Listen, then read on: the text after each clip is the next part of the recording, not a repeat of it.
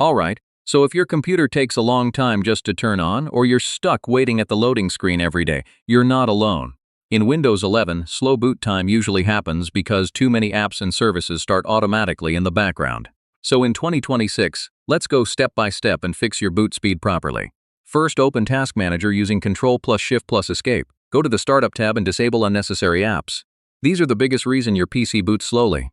Next, some background services also slow startup. Only keep essential services running and avoid unnecessary ones launching at boot. Now turn on Fast Startup in Power Settings. This helps your system boot faster by saving a partial system state. If your storage is full, boot time becomes slow automatically. Delete unused files and clean temporary data. Make sure your system is fully updated. Outdated drivers can delay startup significantly. Some apps launch visually heavy processes at startup. Turn off animations and background effects for faster loading. Viruses or malware can slow down boot time without you noticing. Run a full security scan to keep your system clean. And if your PC still boots slowly, your hard drive might be the issue. Upgrading to an SSD is the fastest way to reduce boot time.